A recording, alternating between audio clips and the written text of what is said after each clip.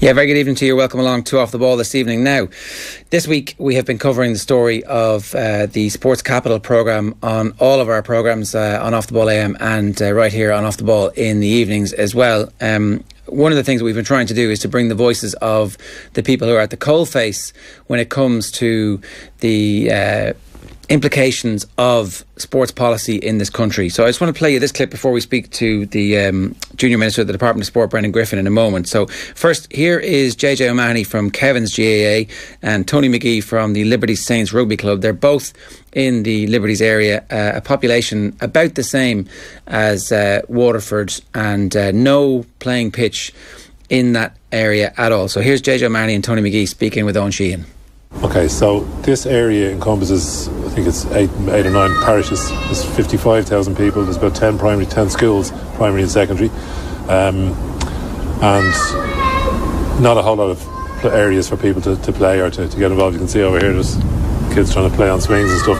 There's just no recreational facilities here. There's certainly no areas that a team could survive or play games or play team sports. So us as a rugby club, we play all of our home games. We play away. We train at the back of St James's Primary School on a plot of land which is about the size of 2 tennis courts. So I guess we're all part of a group called Sport and Liberties campaigning in this area for the provision of sport facilities and sport fields for our community to play team sports. I keep saying is that our local TDs have been too silent for too long, and this is just like a storm in a teacup and may go away, but I don't think it should be. I mean, this is arisen because of the allocation of funds, and it'll probably blow over. But what we're talking about is something that's going to be over 20, 30 years and influence the lives of so many people around the place. So I call on the Minister Varadkar to do the same as Enda Kenny did in the north side, and maybe make this his project and take responsibility for the young people. So there's 4,500 kids under the age of 14 in this area. And what are we going to do? Just turn our backs in a minute, abandon the Minister's Society? This is Minister Varadkar, you should come down here, see what's going on and make a difference, and your legacy will be this in this part of in this part of Dublin, and it would be a fantastic legacy to have, because you will be unquestionably, to me, saving lives as well. Yeah, saving lives. I mean, and it's not an overstatement to suggest that is actually the case. We're joined now by Brendan Griffin, who is the Minister of State of the Department of Transport, Tourism and Sport, with special responsibility for tourism and sport. Good evening to you. Hi, Joe. Good evening to everyone listening. And now, you were a bit unhappy with some of the coverage that we were doing during the week and felt that there needed to be a bit of balance interjected into proceedings. What was it in particular that had upset you? I think, first of all, I get the disappointment of the people who you've just shown clips of there, you know.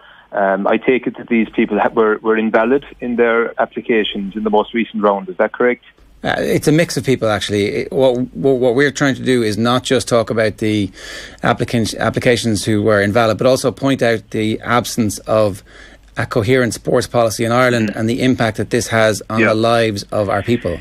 Yeah, I mean, look, I think in relation, first of all, just your first question, in relation to the Sports Capital programme, I think it's been an overwhelmingly positive thing for Ireland over the last 20 years.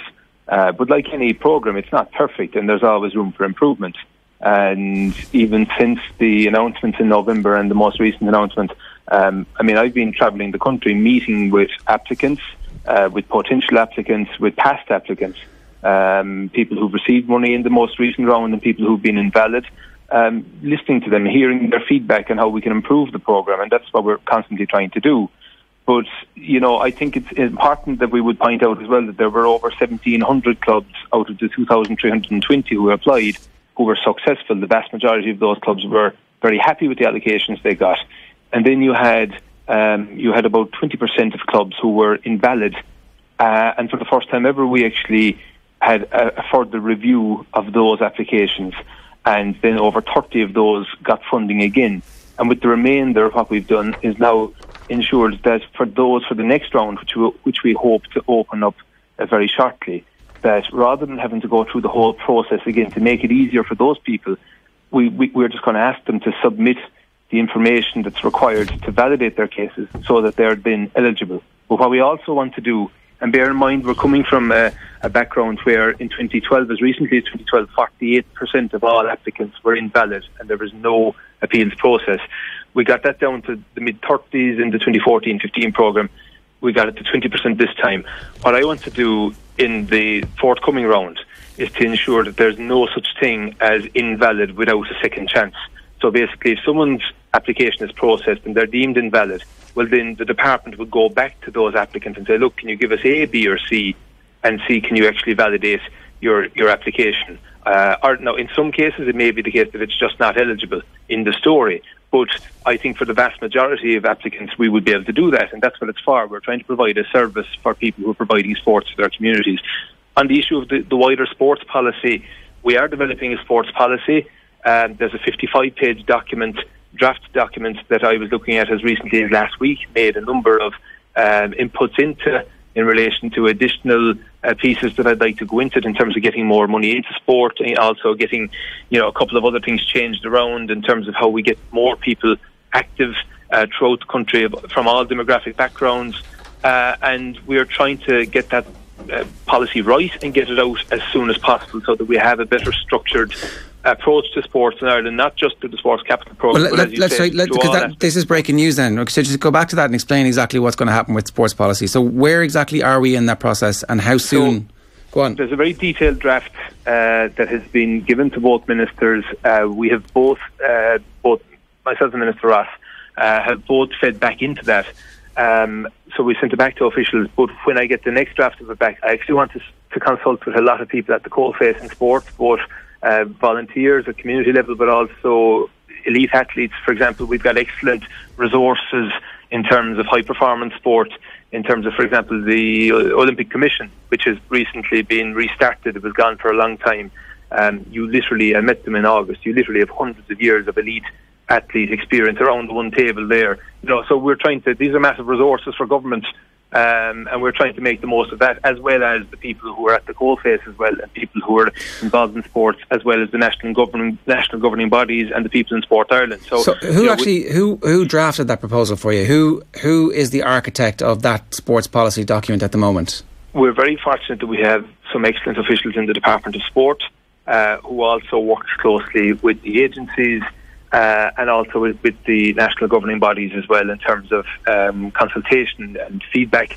And as I said, I'm looking forward to getting that out there as soon as possible. We want to get it right as well, though, and we want to get feedback from everybody who has a stakehold in this, and to make sure that it is right. And look, one of the things I've noticed in the last 9 months that I'm in this job, 9 months this week actually, is that we have fantastic people at all levels in sport in Ireland. And sometimes, though, the system goes against people. Certainly with Sports Capital, it hasn't always been as user-friendly as I would like to see it. That said, it's also really positive, though, in the majority of cases. But we need to weed out those ones where it's not positive. Well, look, you say it's been fairly positive over the last 20 years. There are academic researchers from both DCU and UCC have found that it has been the epitome of pork barrel politics, that the money has followed the minister, was how John Considine put it on Wednesday on Off the Ball AM, and that you can clearly point to the fact that under Jim McDade, Donegal did brilliantly, under O'Donoghue, Kerry did brilliantly, Kildare did brilliantly while Charlie McCreevy was the Minister for Finance, Offaly did brilliantly while Brian Cowan was the Minister for Finance, Michael Ring did a great job for Mayo as well. And it's impossible to ignore the fact that the tweet comes out from the current Minister for Sport this week the way it did, and it wasn't just for Wesley, it was for Beaufort as well, another private school getting the full maximum 150 grand on appeal, which are supposed to only be successful under extraordinary circumstances. It's impossible for us, who have been watching this unfold for the last 20 years, to say that something new is happening here. While you've made changes to streamline it, and while it's great that there are less invalid applications, it doesn't look like that much has changed. Yeah, a lot has changed, and if I may just elaborate on that, look, the Ireland of the Jim McDade and the John O'Donoghue sports grant is very different to the Ireland of today in terms of Sports Capital Programme. I can assure you of that. Basically, we had 2,320 applications in the Sports Capital Programme this time out. Each application that was valid got a score from the department officials based on a number of criteria, and these range from the level of social disadvantage to the amount of matching funding available to the amount of funding that would have previously been received by the club, Also, then you have elements such as shared facilities getting more, so sports that are, facilities that are open to a number of different sports, and also proposals that are likely to increase participation or high performance would also get extra funding. So, you get a score, and then basically what happened this time, for the first time ever in the 2017 programme, and this never ever happened before, that the amount of allocation that was given to each club was directly proportionate to the score that they got. And it was also reflective then of the amount that was sought as well by the club. And there was no club that, for example, scored lowly, got a high allocation, or higher than any other club that scored better than them. We were absolutely adamant that we would set down a marker here in terms of how we did sports capital in 2017. I'm working with Shane Ross for 9 months, and I felt that some of the reporting in the last couple of weeks about him has been grossly unfair. Actually, one thing I've noticed about the man working with him, and he gets a lot of negative media anyway, but I think that he has approached this with complete and utter fairness. There was an appeals process put in place after the allocations were made in November for clubs who felt that they were harshly adjudicated. A number of people applied. The officials reviewed each case, and a number of them got through. I'll just put this into context as well. Those ones in Minister Ross's constituency got through. I had a load of them in Kerry that I would have loved to see get them through. Now, if there was ministerial interference, either by the senior minister or myself, wouldn't you think that those ones in Kerry would have got through too? They didn't actually. None in Kerry got through. Now, I'd love to see them getting through. I'll come back. Let me come back because you brought up Kerry. There was no political interference in the process, and I think that is something that has been lost this week. Except that is absolutely 100%. And actually, we went out of our way to ensure that this process in 2017 was completely removed from political interference. The only political interference that I would hold my hand up and say, yes, we did. We lobbied for extra funding in the budget, and we got that. And that allowed us, rather than giving funding to about 800 clubs nationwide, we were able to give it to over 1,700 clubs, and I make no apology for that. That was Let me read you these tweets. Let me read you these tweets from Senator Neil Richmond, a Fine Gael colleague of yours. As I'm sure you've seen from other public reps, he clearly means Shane Ross. There was huge news today locally as Wesley College, Three Rock Hockey Club, Loretto Beaufort and Rathdown were each awarded sports capital grants after initially being refused. This was hard work, but I'm ecstatic to have worked to solve this. Darragh Kennedy asks him, why were they initially refused and what have they done to change the decisions? Each had different reasons, says Senator Richmond. Went through the forums and spoke with minister and department officials. So if that's not the very definition of political interference, then I don't know what is. Look, politicians are lobbied constantly and things. I would say the greatest lobbying that we had from politicians of all parties in the run-up to the Sports Capital original announcements in November and also the appeals. The greatest, the most effective lobbying was those who actually went to the Minister for Finance and the Taoiseach and said that it would be good. A good move to actually increase the funding for the Sports Capital programme. No, hang on, let's deal with this specifically, because here we have an instance of Senator Neil Richmond, a Fine Gael party colleague of yours, claiming responsibility for having got the 150 grand for Wesley and the 150 grand for Beaufort, minutes after you've just told us there was no political interference in the process. So it's difficult for us to believe that there's no political interference when we've looked at... take that up with the Senator himself. I can't speak for other politicians. What I can say is that when the review process was initiated, the officials in the department, who are excellent officials actually, who are very professional people, went through all of those who sought a review, went through each case individually, went through all of the merits of the cases and adjudicated accordingly. There was no interference from either Minister Ross nor myself in relation to that. And like so why does Neil Richmond even talk to you then? Why does Neil Richmond even talk to you then, Minister? What's the point of him talking to you and then claiming credit for it? Like, why was Shane Ross so happy that this money comes out? One thing I would say that Senator Richmond did advocate was a review process, which had never happened before. And he felt that there were cases that were harshly adjudicated. And that was also the feeling within the department, as you know, it would be good work to have a review process. Now, something that I would like to see in the future as well, as I said, for those who are invalid, that there will be an appeals process where people would be able to send in their further information, so that we would do away with that whole idea of people being invalid, because it is soul destroying for applicants.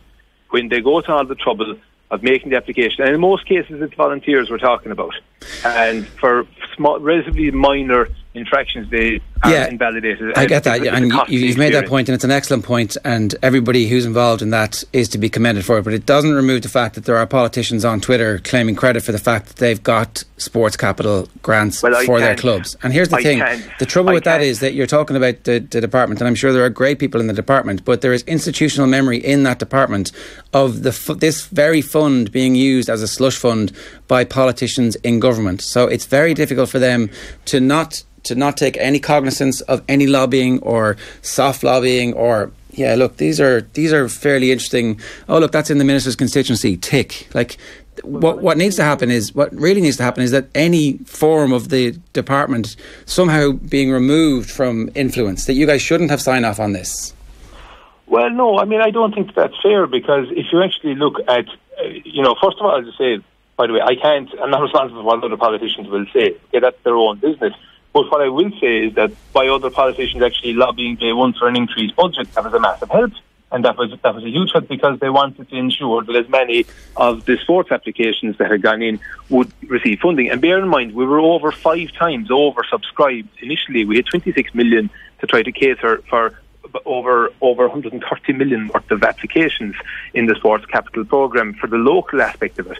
But, I think the fact that myself and Minister Ross actually made a point of ensuring that clubs would be given points, and then the amount of allocation they will get this year was purely based on the points that they got proportionate to the amount of money they sought and how much was valid in their application.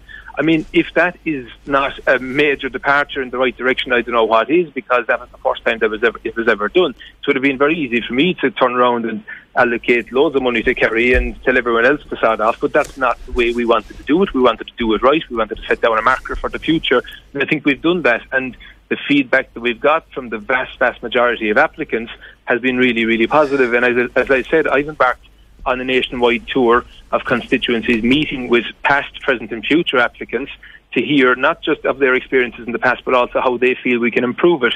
And, I've been making note of numerous points that have been made at these meetings.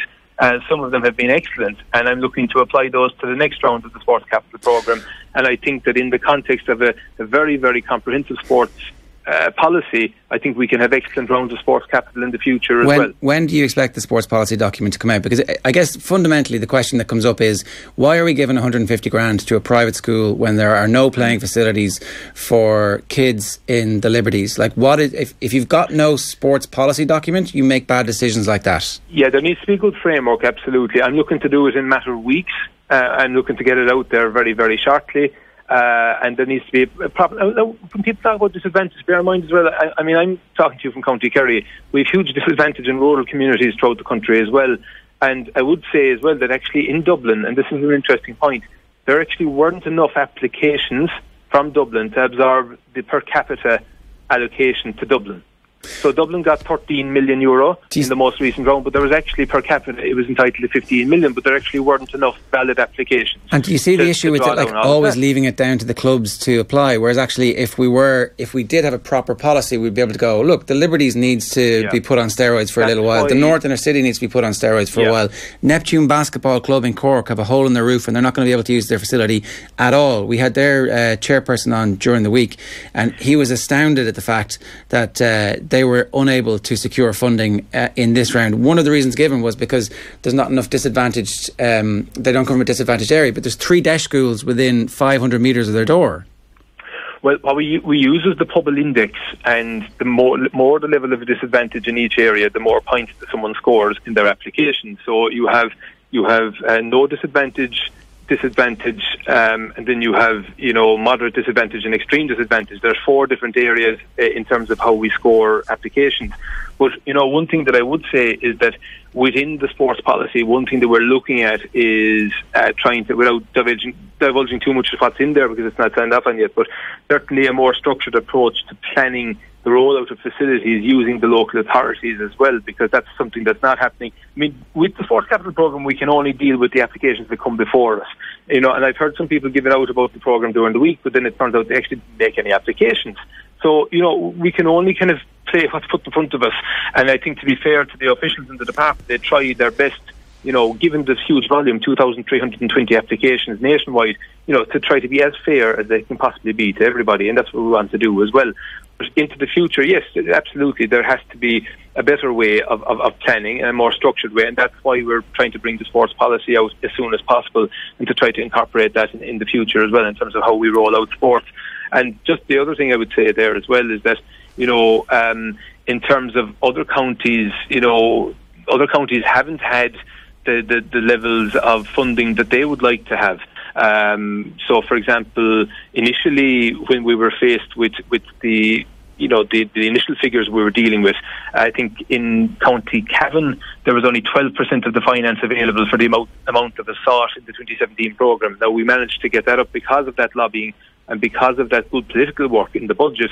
We got that amount up to closer to 40% that was available to distribute, which was, again, very helpful to all of those clubs throughout the Cavan area. And it was very similar as well for a lot of other rural counties. What we did with the regional programme was we actually didn't have a per capita, per county allocation system. We allocated purely based on points in the National League table. That's something I'd like to explore further into the future. Because the big drawback with the per county per capita system is, if you have a county like Dublin with a huge population, which you do, and if there is a level of under subscription, which is what we had in the most recent round, what you end up with then is that every club in Dublin that's valid gets everything that they've looked for. So if they put in for €150,000, they get €150,000 once they're valid, regardless of what they score. Whereas in every other county where there is an oversubscription, your score is proportionate to the points that you score. And I'd like to see that moved away from. We did it in the regional system and it worked quite well. And it was introduced to avoid that system where one county got way more than everybody else, and which was what happened in the past. The money should follow the population, obviously, as opposed to as it has done to minister up to this point. You also get problems when you try to do that then as well, as showed up in this particular round. So I did want to ask you, because we've had a lot of people get in touch with us about Tralee IT and the $7.5 million that they got, which was on its own separate page when the details of what funding was announced. Now, this is obviously part of a 15 million redevelopment of the sports campus or the sports centre on Tralee IT. Why did Tralee IT get $7.5 million this time? That's actually in place since I think 2016. Certainly it's before I was the Minister for Sport. So it didn't happen under my watch. I think that the Taoiseach at the time, Taoiseach Indakinney, would have been involved in that. I wasn't party to that decision. I wasn't involved in that decision. Of course, I welcome funding from my constituency in IT Tralee, which will be part of the Munster Technological University in the future. It's hugely important to this entire region, but that's not something that was under my watch. What was it obviously was part of this tranche of funding. It's part of the 2017 budget. When everybody talks about the 56 million, that 7 million is included, right? It was committed to in advance of my ministry. So yes, I mean the drawdown happens after that, but it wasn't a decision that I was involved in at all. High up or low down. Was it supposed to be 4.5 million, or was it always supposed to be 7.5 million this time? My understanding, as I said, I wasn't party to it, but my understanding was that was the figure that was involved day one. But again, I wasn't part of that decision. I wasn't there. I wasn't at any of those meetings. So I wasn't part of that whole decision, but and so something that I will look into further and just see what exactly was promised and when. Yeah. But it's not something, for example, if you're asking, was I involved in looking after my constituency with 7.5 million? No, I wasn't. Well, I'll tell you what, the reason is that so Neptune obviously didn't get money to fund their roof there in Cork. They were applying under the regional fund, and for whatever reason they've been left with the impression that all of the regional funding this time went to Tralee, which effectively means there was no point in them applying in the first place, because they wouldn't have been able to get it because that budget was allocated. There was 4 million set aside for regional funding, right? We had 122 valid applications, amounting to a total value of 13.5 million, if I remember correctly. And that 4 million was, if we were to spread that across all 122 valid applicants, which is what we did with the locals, everyone who was valid in the local scheme got funding. based on their score. If we did that in the regionals, that 4 million would have been spread very, very thinly. So on average, someone who was looking for 100 grand might have been getting, 25, 30 grand depending on how they scored, or some might have got 40 or 50 grand if they scored really highly. In many cases, it just would not have been enough to get their projects done. So what we did was we introduced a cut-off point at 2/3 of the way along the list, and then we tried to spread that 4 million across about 8.5 million worth of applicants.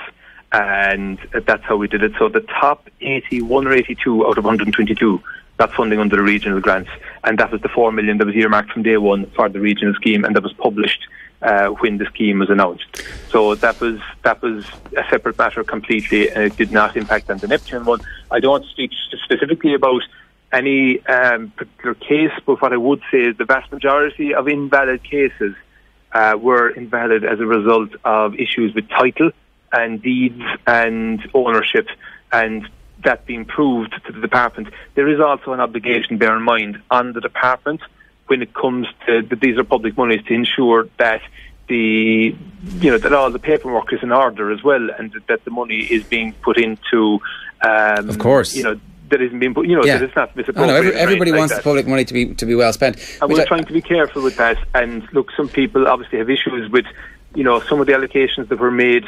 I would say, look, we're always learning. We're always trying to improve the system.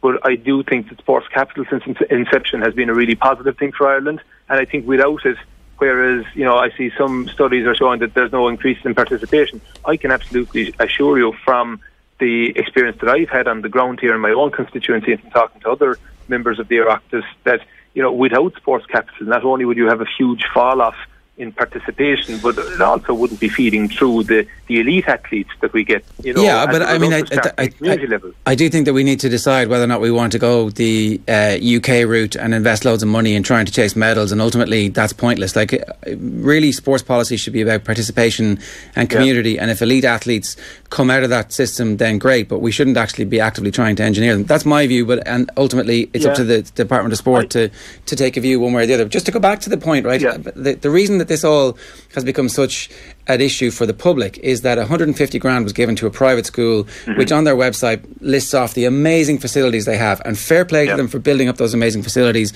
while loads of incredibly hard cases around the corner, holes in roofs, schools that don't have any PE facilities, new schools that are being built that don't actually have any genuine facilities for kids to participate in sport, no playing fields in the Liberties. The list goes on and on and on. That's not fair, and that's why people were upset. Yeah, I mean, I think what we need to look at, and like I said, I've already embarked on a very, very wide consultation process in terms of what is and what isn't suitable for sports capital and what people feel should and shouldn't be in there. What do you feel, though? The officials having looked at... What do you feel, Minister? Because that's the important thing here. You have to have the vision behind this, and if this sports policy is coming out, it's going to be on you effectively, because let's face it, Minister Ross isn't really into his sport. He doesn't really understand what it means to the country. So it's up to you to drive this. Do you think it's fair that a school like Wesley gets 150 grand? I'm a huge sports fan. Look, I think that we're reviewing all of this at the moment. What I would like to see is that we would absolutely ensure that those who need it will get it, and that those who might be able to afford it themselves wouldn't get it. And that is the reality for whether it's a disadvantaged area in the centre of Dublin or whether it's a disadvantaged area in South Kerry or any place else. So I'd like to see that. The other side of it is that, look, on the most recent round of appeals, the officials in the department, to their credit, can only act on the terms and conditions and guidelines that were published last year, in the spring of last year. And they were published for all to see last February. And they can only act on what's in that. Now, whether they need refining or not, that is the question I feel they do, certainly. And I would like to see, again, even a greater emphasis, and there already is good emphasis in terms of tackling disadvantaged areas. 1,000 of the 1,700 successful applicants are deemed disadvantaged, actually. So that's actually already in the scheme, but I think we could adjust it further and give even more weight to levels of disadvantage, and also help those applicants as well in terms of the matching funding that's required. It's only 5%, but 5% could be a huge amount if you're trying to put a 3G or 4G pitch into an area where you literally don't have the fundraising capacity because of high unemployment and, multi-generational disadvantage. So, look, these are things that are being reviewed at the moment. They were being reviewed prior to this thing blowing up a couple of weeks ago, and I think that's a good thing, and we're always trying to improve it. It's very hard to get anything perfect, but certainly as the Minister of State in the department, I want to make sure we have the best possible system in place under my watch. And again, as I said, look, I think that the scheme overall has been very positive, and having worked with Minister Ross for 9 months, I must say, look, I think the man is trying to be as fair as he can possibly be in what he's doing. He has been entirely fair throughout this process, and I just think that he got I think a lot of unfair criticism in the last week or two, given that he was the first senior minister, and bear in mind he's the senior minister, he was the first senior minister to sign off on a system under Sports Capital that actually fully reflects what an application scores, what the merit of the application is, and long may it last the days, that will be the case, and the days of people getting what they're looking for because of who they are or where they are will be long gone. I think he's admitted though that he brought it on himself with his tweet. So just to park that, and just the last question here, I know in terms of the sports policy document, you're saying that we could see this within a couple of weeks. Is it going to be the final document, or will it be a discussion document so that actually then the stakeholders in a public way can have a debate about it and people can feed into it, or is this something that's going to be finalised, finished and published? Is that No, I mean, I think, to be honest, look, I mean, to get it right is the key thing here, and we won't get it right unless we get the feedback from people. So that process, I have to discuss with the officials how we're actually going to manage that process, but I want to try to get as many people to feed into it as possible, whether they're the national governing bodies or whether they're as I said, for example, the Athletes Commission, who are a fantastic resource to us, and other partners as well. So would it be the worst idea to stick it on your website and make it public in the next couple of days and say this is the general direction we're going? What do you think? Something we're considering. Yeah, it's not a bad idea because even though you have great representatives through the national governing bodies and all the other people I've mentioned, I think it's John and Mary who trained the under 12s are as equally important as the coaches going to the Olympics are. And look, as you said yourself, look, it's about involvement and it's about trying to get as much participation as possible. And if we're to defuse this ticking time bomb, which is the health crisis that's coming down the line, well, look, we need to ensure that we get as much participation as possible from as early an age as possible. That's why we need to see more cross-departmental cooperation with the likes of education, children, the Department of Health, of course, and the Department of Sport. In terms of developing facilities, in terms of developing programmes. I think there's a big role to be played in the future, as I said, with the local authorities, but also with our local sports partnership with a great network of those around the country that particularly targeted disadvantaged groups and groups of low participation. And I think we could enhance their roles as well more. And there's a lot more that could be done as well. And, we have fantastic experts, both at elite level and at community level, that we'd like to feed into this. But I do want to get it done as quickly as possible because it's something that's been talked about for years. We've kind of grabbed the bull by the horns now. I just want to get it done and get it out there and get working on it. And bear in mind, with the budgetary cycle, we're in the month of March now. A lot of the budget is decided by the month of August. So I would like to be able to make a very strong pitch to the Minister for Finance in advance of that budget to get more money into sport. We need more money into sport. It's as simple as that. We actually need substantially more money into all areas of sport, at community level, but also at high performance level as well. And I'm conscious of the fact that we're in an Olympic cycle. We're 2 years away from Tokyo now as well. And whereas, as I said, the community and grassroots is the most important area, of course, as well. We want to give our own athletes the best possible chance they can have as well. So across all areas of sport, I think we need to just get more money in, and having a good structure and a good policy in place will help us to do that, and I'm very, very much determined to ensure we get to that place as quickly as possible. We look forward to seeing that. Brendan Griffin TD, Minister of State at the Department of Sport, Tourism and Transport, thanks very much for joining us on Off the Ball this evening. Now, if you want to get in touch with us, you can tweet us at Off the Ball. You can always text the show on 53106 if you're listening to the radio. Up next, Dave McIntyre, one of the stars of the Six Nations, is going to join us to look back. Jacob Stockdale obviously named player of the tournament. We'll get Dave's impression on that. We'll bring you some Brian O'Driscoll thoughts as well about what the future for this team is, and loads more right after these. Hey, hope you enjoyed that latest offering from Off the Ball. If you want to subscribe, and you should, check out just up here. All our latest stuff is just down here.